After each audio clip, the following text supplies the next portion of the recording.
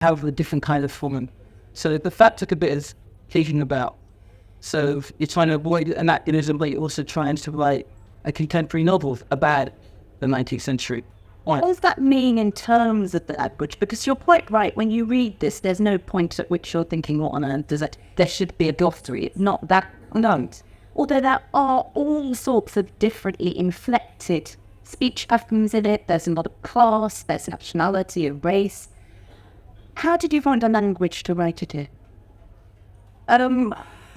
You know, whenever you're doing it, it's about convincing. So if you actually picked up a 19th century novel, so you dipped up Dickens, the sentences are completely different. They're incredibly lengthy, lives a semicolon, very dense.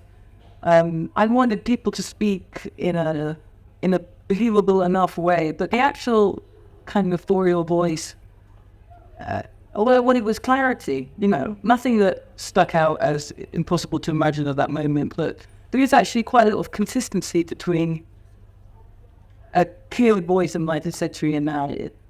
When I thought about Victorian picking up this book, I thought they wouldn't be that lost.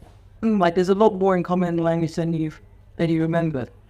But to me, I just wanted the form to work with the reader I had. And the reader I have is not the 19th century reader sitting down to, 1,000 pages in sections over 2 years. It's a different kind of reader, so the short chapters were part of that thought. Is it right that you did do something that was slightly akin to the way that the Victorian novelists worked? Yes, to writing parts and send it to somebody to have a look at, to kind of almost write it in a sort of real time. Well, yes, I did some teaching all that time, thinking about how so popular for us, like, hard to think in the city, how we do make such a big deal of writing novels now. It really goes on. People talk about fourth draft, fifth draft, sixth draft. It takes 8 years. And I'm just fascinating reading these Victorian novelists. They just didn't do that.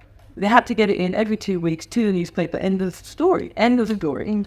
And so sometimes when you're reading those books, like particularly Dickens, I mean, it shows, right? There's suddenly have a long section ranting about theatre directors he doesn't like. We're like, it's been quite in the middle of the curiosity shop, like, okay. And it's got that kind of journalistic energy.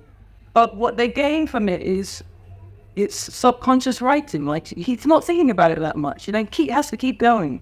And so all kinds of interesting things come when you're not that self-conscious. So that's kind of what I decided. I had 2 friends who the book's dedicated to. Darryl Pinckney, who's an African-American scholar, writer in America, a really old friend of mine, and my friend Devorah Baum, who's a writer on this side of the Atlantic. And I just said to them, if I'm going to write this book, and I'll just send you every 2 weeks, I'll send you the next bit. And it was a big feeling, like knowing that I had to do it, and that they were waiting, they were kind of keen, and it was just interesting. And it's like writing. It wasn't something that you'd done before. Never done it like I kind of write. Yeah.